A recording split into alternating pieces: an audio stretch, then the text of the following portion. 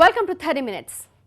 పంతాలు పగలు, దశాబ్దాలుగా రగిలిన రాజకీయాలు, ప్రత్యర్థులకు చుక్కలు చూపించిన నేతలు, జాతీయ పార్టీలను రాష్ట్ర సరిహద్దుల్లోనే నిలిపివేసిన ధీరులు. నిన్న మొన్నటిదాకా తమిళనాడు పొలిటికల్ స్క్రీన్పై ఈ తరహా స్ట్రాంగ్ పర్సనాలిటీస్ కనిపించేవి. ఇప్పుడు భూతద్దం పెట్టుకు చూసినా బలమైన నాయకుడు కనిపించని పరిస్థితి. పొలిటికల్గా స్పేస్ ఉంది. ఆ వాక్యూమ్ను భర్తీ చేసేది ఎవరన్నది ఇప్పుడు పెద్ద ప్రశ్నగా మారింది. ప్రాంతీయ పార్టీలో బలమైన నేతలు లేరు. జాతీయ పార్టీలకు ఇప్పటిదాకా ఛాన్సే లేదు. మరి ఇకపై తమిళనాడు కేంద్రంగా ఏం జరగబోతోంది? ఇదే వాటి 30 మినిట్స్.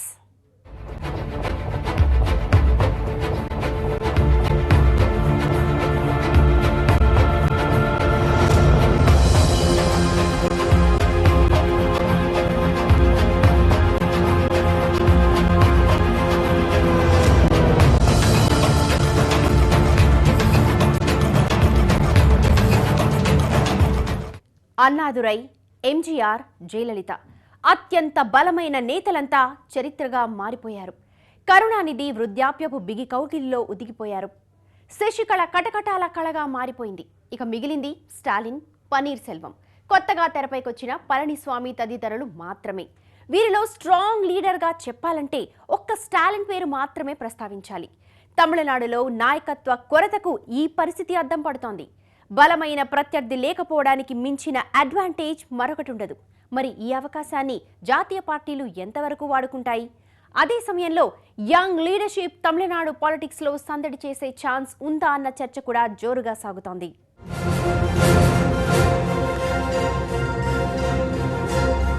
తమిళనాడు రాజకీయం కాస్తగా క్లారిటీ వస్తోంది. కాస్తగా సస్పెన్స్ ఎపిసోడ్ ఇంకా రన్ అవుతోంది. శశికళ వర్సెస్ పన్నీర్ అంటూ సాగిన ఎపిసోడ్ ఒక్కసారిగా శశికళ వర్గం వర్సెస్ పన్నీర్ అంటూ టర్న్ తీసుకుంది. కొత్తగా తెర మీదకి వచ్చిన పళనిస్వామి ఒకవైపు, ఆల్ ఈజ్ వెల్ అంటూ ధీమా వ్యక్తం చేస్తున్న పన్నీర్ ఒకవైపు. ఎంత జరగాలో అంతా జరిగింది, జరగాల్సింది ఇంకా మిగిలే ఉంది అంటున్నాయి తాజా పరిణామాలు. వీటన్నింటి మధ్య తమిళనాడు భవిష్యత్ రాజకీయాల కేంద్రంగా ఆసక్తికరమైన చర్చ సాగుతోంది. ఎందుకంటే ప్రాంతీయ పార్టీలు రెండిట్లోనూ తిరుగులేని లీడర్ ఎవరు అన్న ప్రశ్నకు సమాధానం దొరకడం లేదు. జాతీయ పార్టీలకు దశాబ్దాలుగా తమిళ ప్రజలు అసలు అవకాశమే ఇవ్వలేదు. ఇటు ప్రాంతీయ పార్టీల్లో సమర్థవంతమైన నేత లేక, అటు నేషనల్ పార్టీల ఎంట్రీనే లేక, మొత్తం మీద తమిళ రాజకీయాల్లో నాయకత్వ కోణంలో భారీ స్తబ్దత నెలకొంది. అన్నాదురై, ఎంజీఆర్, జయలలిత. తమిళనాడులో ప్రాంతీయ పార్టీకి తెరతీసింది ఒకరు, ప్రాంతీయ పార్టీలో అన్నదాకా సినిమాను నడిపించింది మరొకరు. పగలు, ప్రతీకారాలు, పౌరుషాలు, వ్యక్తి పూజ దాకా రాజకీయాల్ని పరుగులు పెట్టించింది మరొకరు. ఇప్పుడు వీరెవరూ లేరు. మరోవైపు కరుణానిధి 93 ఏళ్ల వయసులో వీల్ చైర్కి పరిమితమైపోయారు. అమ్మ తర్వాత అంతా నేనే అంటూ మెయిన్ స్ట్రీమ్ పాలిటిక్స్లోకి ఎంట్రీ ఇచ్చిన శశికళ మెజార్టీ ఎమ్మెల్యేల్ని తన కనుసైగలతో నియంత్రిస్తూ జయ తర్వాత ఆ హవా కొనసాగించేది నేనే అన్న సంకేతాలు పంపే ప్రయత్నం చేశారు. కానీ సుప్రీంకోర్టు తీర్పుతో శశికళ కాస్త కటకటాల కళ అయిపోయింది. సో ఇప్పటిదాకా దశాబ్దాలుగా తమిళనాడు రాజకీయాల్ని, తమ పార్టీల్ని కంటి చూపుతో శాసిస్తూ వచ్చిన పొలిటికల్ పర్సనాలిటీస్ ఏవీ లేకుండా పోయాయి. ఈ పొలిటికల్ క్రైసిస్కు ముగింపు పడాలంటే రాజకీయ బరిలో ఇరువైపులా బలమైన నాయకత్వం ఉండాలి. ఆ సీన్లోకి ఎవరొస్తారన్నది ఇప్పుడు ఆసక్తికరంగా మారింది. ఇదే సమయంలో సమర్థ నాయకత్వం కేంద్రంగా ఏర్పడ్డ ఖాళీని యూజ్ చేసుకొని తమ ఉనికిని చాటుకోవడానికి, బలం పెంచుకోవడానికి బీజేపీ, కాంగ్రెస్ కూడా తమ వ్యూహాలకు పదును పెడుతున్నాయి. ఈ తరుణంలో దేశమంతా తలతిప్పి చూసే స్థాయిలో మళ్ళీ తమిళనాడులో రాజకీయం చేసే సత్తాను ఎవరు ప్రదర్శిస్తారు అన్న చర్చ జోరుగా సాగుతోంది. కాబట్టి ప్రాంతీయ పార్టీ నాయకులు, బలమైన నాయకులు వచ్చేసి జాతీయ పార్టీ నాయకులు ఆ స్థాయిలో లేన కాలంలో ఇన్నాళ్ళు సాగింది. కానీ ఈ పరిస్థితిలో ఒకవైపు ప్రాంతీయ పార్టీ నాయకులు అన్నాదురై వెళ్ళిపోయా, ఎంజీఆర్ వెళ్ళిపోయా, కరుణానిధి రేపో మాపు అనే పరిస్థితిలో ఉన్నాడు. తర్వాత జయలలిత వెళ్ళిపోయింది. ఆ స్థాయిలో అంతో ఇంతో కొంత ఆ స్టేచర్ లేకుండా కొంత నెక్స్ట్ వచ్చింది స్టాలిన్ ఒక్కడే ఉండేది. తమిళనాడు రాజకీయాల్లో స్టాల్వర్డ్స్ వచ్చేసి ప్రాంతీయ పార్టీ నాయకులు కూడా లేరు. జాతీయ పార్టీ నాయకులు కామరాజు లాంటి నాయకులు కూడా లేరు. కాబట్టి ఇప్పుడు జాతీయ పార్టీలకు కూడా స్పేస్ ఉంది. పన్నీర్ సెల్వం కానీ, శశికళ వర్గం కొత్త నేత పళనిస్వామి కానీ, లేకపోతే డిఎంకే కార్యనిర్వాహక అధ్యక్షుడు స్టాలిన్ కానీ యంగ్ తరంగా అయితే కాదు. తమిళ రాజకీయాల్లో యంగ్ లీడర్షిప్ లోపం అన్నది అత్యంత స్పష్టంగా కనిపిస్తోంది. అదే సమయంలో జాతీయ పార్టీలైన కాంగ్రెస్, బీజేపీలకు తమ బలాన్ని పెంచుకోవడానికి ప్రజాకర్షణ కలిగున్న మాస్ పర్సనాలిటీస్ కావాలి. ఆ క్రమంలో తెరపైకొచ్చే కొత్త ముఖాలు ఎవరన్నది మరో చర్చ. జయలలిత జీవించి ఉన్నంతకాలం పన్నీర్ సెల్వం కేవలం వంగి వంగి దండాలు పెట్టడానికే పరిమితమయ్యారు. అసెంబ్లీ సమావేశాలకు హాజరైతే జయలలిత కూర్చున్న స్థానంలో కూర్చోవాల్సి వస్తుందని అటువైపు కూడా చూడలేదు. మూడోసారి సీఎంగా ఉన్న వేళ రాష్ట్ర ప్రయోజనాల కోసం పొరుగు రాష్ట్రం సీఎంను కలవడం నుంచి ఢిల్లీ వెళ్లి ప్రధానితో భేటీ కావడం వరకు కాస్త యాక్టివ్ రోల్ ప్లే చేశారు. మూడోసారి ముఖ్యమంత్రిగా రాజీనామా చేసిన తర్వాత శశికళపై తిరుగుబాటు బావుట ఎగురువేసి ఆ పన్నీరే ఈ పన్నీరా అని అందరినీ ఆశ్చర్యపరిచారు. అదే సమయంలో వారం రోజుల సమయం దొరికినా శశికళ క్యాంప్లో ఉన్న ఎమ్మెల్యేల్ని తన వైపుకు తిప్పుకోలేకపోయారు. భవిష్యత్తులో జయలలిత తరహాలో పార్టీని కంటి చూపుతో శాసిస్తూ ప్రత్యర్థులపై ఒంటికాలు మీద దూకే దూకుడును పన్నీర్ ప్రదర్శిస్తారని ఆశించడం అతిశయోక్తి అవుతుంది. ఇక శశికళ వర్గం నుంచి కొత్తగా తెరపైకొచ్చిన పళనిస్వామి అందరినీ ఆశ్చర్యపరుస్తూ సీఎం అయినా జయ తరహాలో పార్టీని నడపలేరని పరిశీలకులు తేల్చి చెప్తున్నారు. గతంలో పన్నీర్ పోషించిన పాత్రనే పళనిస్వామి పోషిస్తాడు. దీంతో పన్నీర్, పళనిస్వామి ఇద్దరి నుంచి డేరింగ్, డాషింగ్ పొలిటికల్ యాక్టివిటీస్ ను ఆశించలేవని పరిశీలకులు విశ్లేషిస్తున్నారు. జయలలితతో ధీటైన రాజకీయం నడిపిన కరుణానిధి కురువృద్ధుడి హోదాలో ఉన్నారు. కరుణానిధికి అపారమైన అనుభవం ఉంది. కానీ అదిరిపోయే లెవెల్లో రాజకీయం చేసే ఓపిక మాత్రం లేదు. త్వరలోనే స్టాలిన్ కు అధికారికంగా పార్టీ బాధ్యతలు అప్పగిస్తారని డిఎంకే వర్గాలు చెబుతున్నారు. గతంలోనే తన రాజకీయ వారసుడు స్టాలిన్ అని కరుణానిధి స్పష్టం చేశారు. ఈ క్రమంలోనే కరుణానిధి పెద్ద కుమారుడు అళగిరి అసమ్మతి బాటపట్టారు. కరుణానిధి తన మద్దతును స్టాలిన్ కు ప్రకటించడంతో గతంలో అళగిరి వర్గం పార్టీ కార్యాలయాల్లో విధ్వంసం సృష్టించింది. దీంతో అళగిరిపై సస్పెండ్ అస్త్రం ప్రయోగించారు. 2016 ఎన్నికల్లోనూ అళగిరితో రాజీ కుదరలేదు.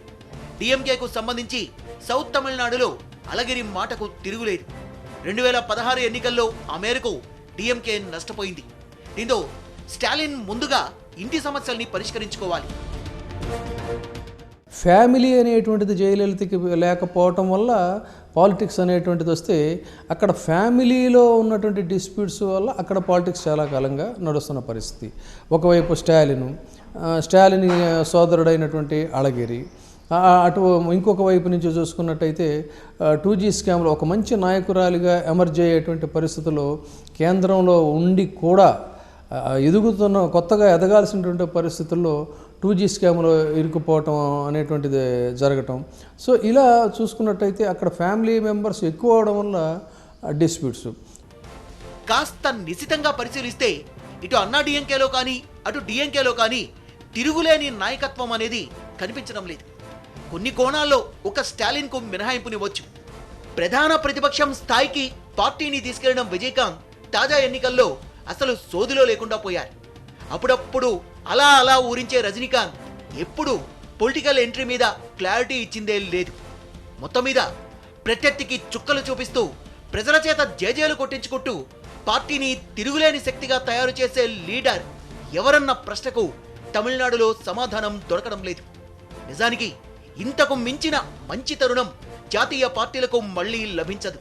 అయితే తమిళ ప్రజలు దశాబ్దాలుగా జాతీయ పార్టీల్ని దూరం పెడుతూ వస్తున్నారు. పవర్ అయినా ప్రతిపక్షమైనా డిఎంకే, అన్నా డిఎంకే అన్నట్టుగానే ప్రజలు తమ తీర్పిస్తూ వస్తున్నారు. సో ఇప్పుడు తమిళ ప్రజలకు దగ్గరవుతూ ప్రజాకర్షణ ఉన్న లీడర్ను ముందుంచి తమిళ రాజకీయాల్లో లీడర్షిప్ కోణంలో ఏర్పడ్డ వ్యాక్యూమ్ను భర్తీ చేస్తూ లబ్ధి పొందడమే జాతీయ పార్టీల ముందున్న కర్తవ్యం. ఆ దిశగా అటు బీజేపీ, ఇటు కాంగ్రెస్ ఎలాంటి ఎత్తులు వేస్తాయన్నది చర్చనీయాంశంగా మారింది.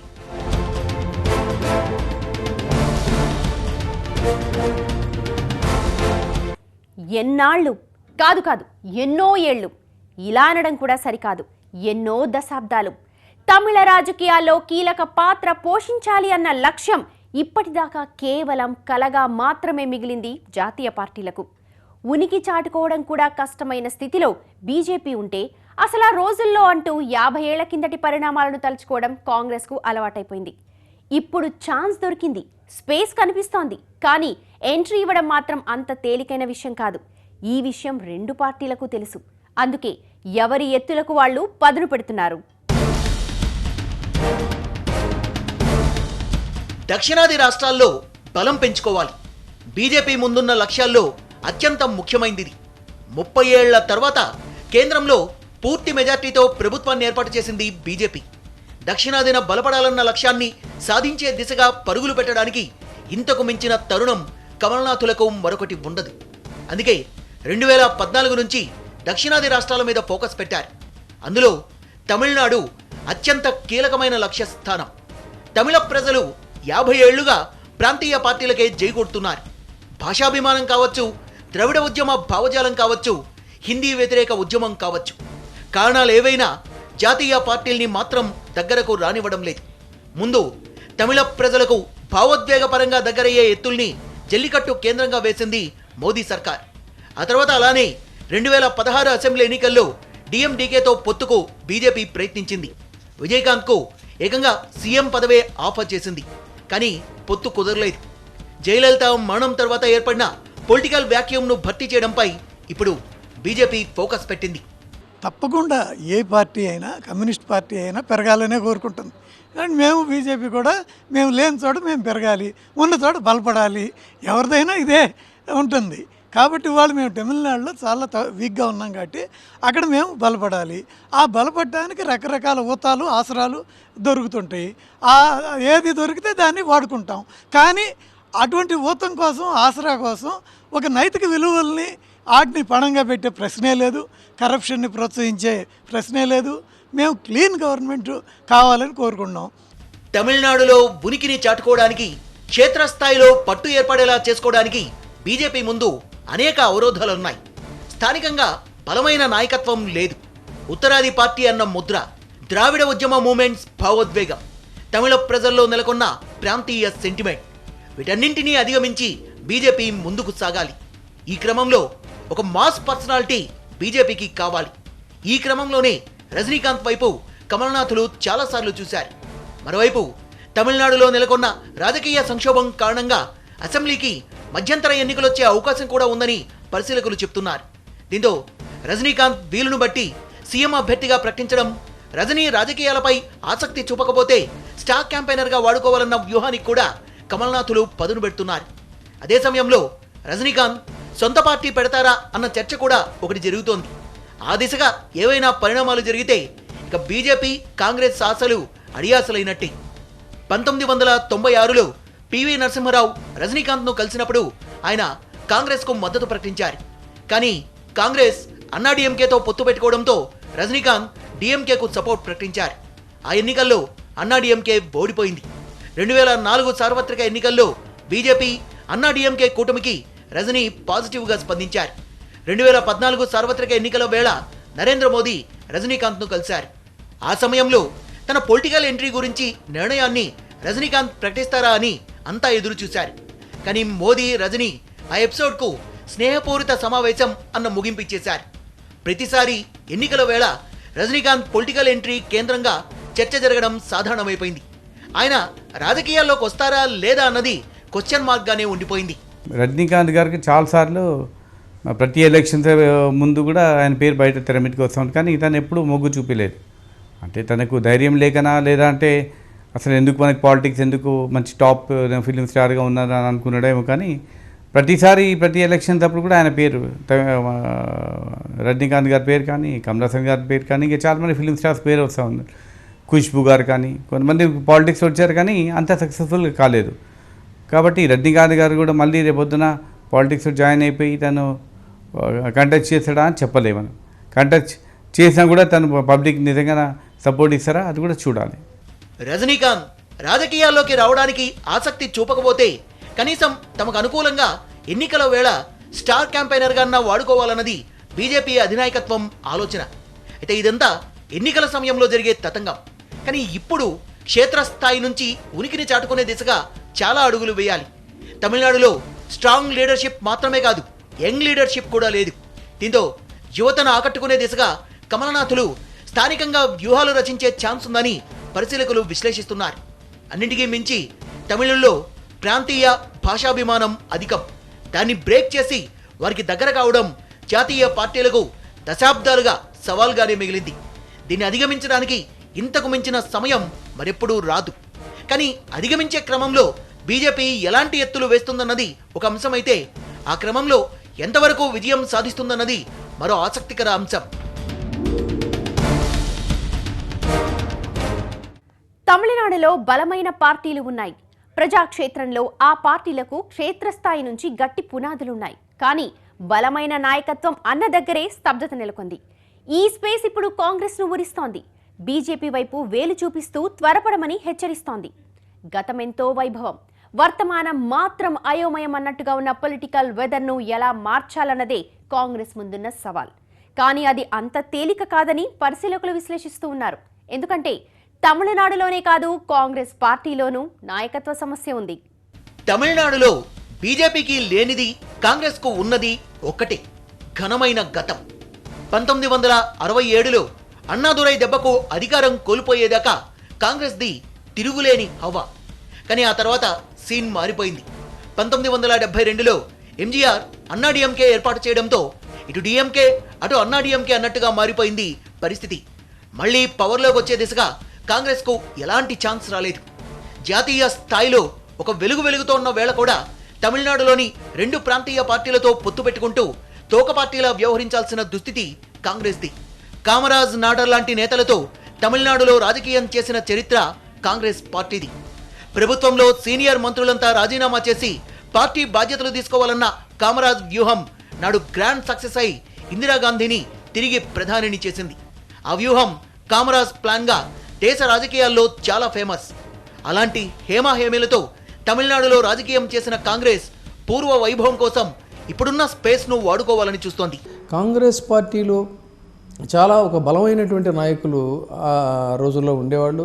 తర్వాత మోపనారు వరకు కూడా కాంగ్రెస్ పార్టీ ఏదో రకంగా అధికార పగ్గాలు చేపట్టకపోయినప్పటికీ కూడా తర్వాత కాలంలో ఏదో రకంగా ఒక ఉనికిని చాటుకోవటం అనేటువంటిది ఉండేది. ఆ తర్వాత అక్కడి నుంచి కేంద్రంలో చక్రం తిప్పినటువంటి కాంగ్రెస్ నాయకులు చిదంబరం లాంటి వాళ్ళు చాలామంది ఉన్నారు. అక్కడ కొదవేం లేదు. బీజేపీని వేధిస్తున్నట్టే కాంగ్రెస్కు కూడా స్థానికంగా బలమైన నాయకత్వం లేకపోవడం పెద్ద సమస్యగా మారింది. అదే సమయంలో తమిళనాడు రాజకీయాల గుట్టుమట్లు తెలిసిన నేతలు కాంగ్రెస్కున్నారు. ఇది కాంగ్రెస్కు కాస్త సానుకూల అంశం. అదే సమయంలో జాతీయ స్థాయిలోనే పార్టీకి పాజిటివ్ వైబ్రేషన్స్ లేవు. ఇలాంటి సమయంలో నెగిటివ్ వైబ్రేషన్స్ మధ్య తమిళనాడులో పూర్వ వైభవం సాధించడానికి కాంగ్రెస్ అడుగులు వేయాలి. అలానే ఇటు ఏపీలో కాంగ్రెస్ దాదాపు కోమాలోకి వెళ్ళిపోయింది. అటు తెలంగాణ ఇచ్చి కూడా అక్కడ పవర్లోకి రాలేకపోయింది. దీంతో దక్షిణాదిన బీజేపీ ఎలాంటి స్థితిలో ఉందో కాంగ్రెస్ కూడా దగ్గరగా అలాంటి స్థితికే చేరుకుంది. జయా వర్సెస్ కరుణానిధి ఎపిసోడ్ జోరుగా సాగే సమయంలో అటువైపు చూడ్డానికి కూడా వీల్లేని పరిస్థితి. ఇప్పుడు సమర్థవంతమైన నాయకత్వం తమిళ్ పొలిటికల్ స్క్రీన్ పై కనిపించడం లేదు. అయినా చొచ్చుకుపోవడం కాంగ్రెస్కు అంత తేలిక కాదు. తమిళ రాజకీయాల్ని ఇకపై జయా, కరుణానిధి రేంజ్లో శాసించేది ఎవరు అన్న ప్రశ్నకు ఎన్ని కోణాల్లో ఆలోచించినా సమాధానం లభించడం లేదు. రాబోయే రోజుల్లో కాస్తో కూస్తో స్ట్రాంగ్ లీడర్ అనిపించుకునేది ఒక స్టాలిన్ మాత్రమే అన్న అభిప్రాయం వ్యక్తమవుతోంది. రాజకీయంగా అత్యంత చైతన్యంగా ఉండే రాష్ట్రంలో 4-5 బలమైన నేతల పేర్లు కూడా వినిపించకపోవడం అంటే అత్యంత ఆశ్చర్యకరమైన, విచిత్రమైన, దయనీయమైన పరిస్థితి. ఒక్కసారిగా ఇంత దీనంగా మారిన తమిళ రాజకీయాల్లో రాబోయే రోజుల్లో జాతీయ పార్టీలు పట్టు సాధిస్తాయా లేదా అన్నది చర్చనీయాంశంగా మారింది. సమరాన్ని తలపించే రాజకీయం, ఢీ అంటే ఢీ అనే రాజకీయం, పవర్ పాలిటిక్స్ కు పర్యాయ పదాలను వినిపించే రాజకీయం, పగలు, పౌరుషాలు, వ్యక్తి పూజతో హల్చల్ చేసే రాజకీయం. తమిళనాడు పేరు చెప్పగానే ఇలా చాలా గుర్తుకొస్తాయి. అలాంటి తమిళనాడు ఇప్పుడు స్ట్రాంగ్ లీడర్స్ కావాలను అంటోంది. పొలిటికల్ వ్యాక్యూమ్ను భర్తీ చేసే ఛాన్స్ తీసుకోమని జాతీయ పార్టీలను ఊరిస్తోంది. తాజా సంక్షోభం ముగిసిన తరువాత ఈ దిశగా రసవత్తర రాజకీయ ఎపిసోడ్స్ ప్లే కావడం ఖాయం. ఇదే వాటి 30 minutes. చూస్తూనే ఉండండి TV9.